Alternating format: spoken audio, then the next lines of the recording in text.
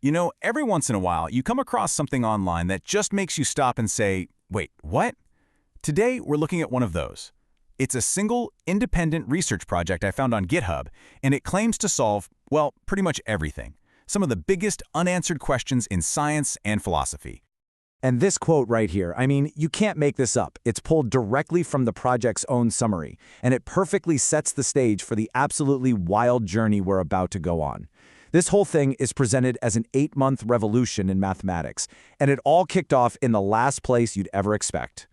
So, picture this. The researcher, Bradley Wallace, says he was just playing the video game RuneScape, and this one simple thought pops into his head, that zeros are not numbers. And that single, fleeting observation supposedly triggered a chain reaction that spiraled into a total rethinking of computation, consciousness, and reality itself. Okay, let's get into the timeline here, because the pace of development that's described is, well, it's just staggering. We're talking about going from a random thought during a game to a fully formed scientific framework in less than a year. As you can see, things just escalate month after month. January, there's the initial idea. Just 2 months later, by March, there's a supposed massive breakthrough in prime computing. Then bam, in May, a colossal claimed speed-up in encryption. By summer, the project takes a hard left turn into archaeology for validation, and by October, it's all apparently wrapped up and ready for the academic world. So one of the first big foundational claims is this massive boost in efficiency for prime number stuff. Now, you don't need a computer science degree for this. Basically, traditional methods get way harder the bigger the numbers get. This new method, though, it claims to scale simply, predictably. It's like the difference between looking for a name in a phone book by flipping every single page versus just looking it up in the index. This alleged leap is the bedrock for everything that comes next. Okay, so before we hit the next big number, you gotta understand this concept. Homomorphic encryption is basically the holy grail of cybersecurity. Just imagine being able to analyze super sensitive data like all of our medical records without ever having to decrypt it and expose it. That's the dream. And that brings us to this number. Get this. The research claims that its new method makes homomorphic encryption 127,880 times faster. A performance jump that big isn't just an improvement, it would be a total game changer for data security and privacy. If it's real, of course. And this is where things go from, wow, that's impressive, to, wait, no way. The claims escalate from revolutionizing today's computers to basically breaking the known limits of what we think is even possible to compute. If you thought that last part was wild, buckle up. So we are now entering truly bizarre territory. The project talks about something called PAC Quantum.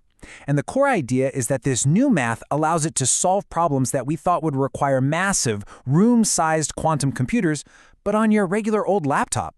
It's claiming quantum power without the quantum computer. And just look at this list. This is what it claims to have solved. We're not talking about small stuff here. This is a greatest hits of the most legendary, impossible problems in science and philosophy. Digital immortality, resolving time paradoxes. It even lists the halting problem, which is famously proven to be unsolvable. This quote from the repository really gets to the heart of it all. The ultimate claim isn't just about solving problems inside our reality. It's about treating reality itself as a kind of software that can be programmed and even changed using math that's somehow linked to consciousness. And it gets weirder. They even put a number on it. They call it the reality distortion factor, which sounds like it's straight out of Star Trek. This number, 1.1808, is presented as an actual measurement of how programmable our reality has become thanks to this framework. Okay, but you know what they say? Extraordinary claims require extraordinary evidence.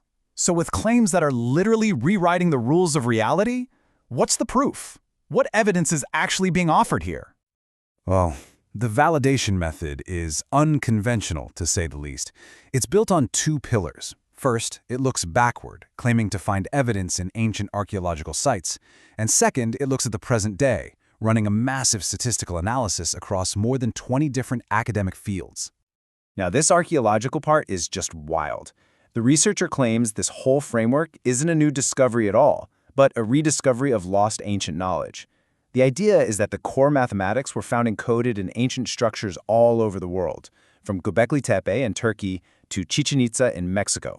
This table kind of puts all the key results in one place. And again, the claims are just off the charts. 99% accuracy on quantum problems, decoding famously uncrackable texts like the Voynich manuscript, and all of it supposedly validated by hundreds of different data samples. All right, now for what the project presents as its statistical smoking gun.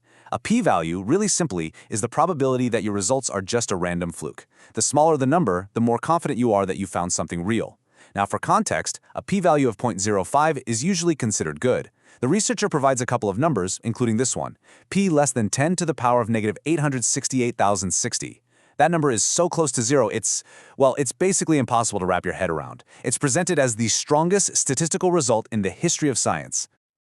So, after all of that, what happens now?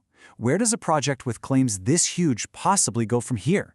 Well, according to the repository, the work is done, it's all packaged up, and it's ready for the world to see. And to be clear, this isn't just some wild text file. The repository has multiple research papers ready for submission. It has a complete Python code implementation so anyone can theoretically test the claims for themselves. The full data logs are there. All the pieces are on the board, ready for peer review to begin. It's basically an open invitation saying, here it is, prove me wrong. And that really leaves us with the big, unavoidable question. Is this a genuine blueprint for programming reality, a rediscovery that's about to turn science on its head? Or is it the most complex, most ambitious, most creative scientific fantasy ever put together?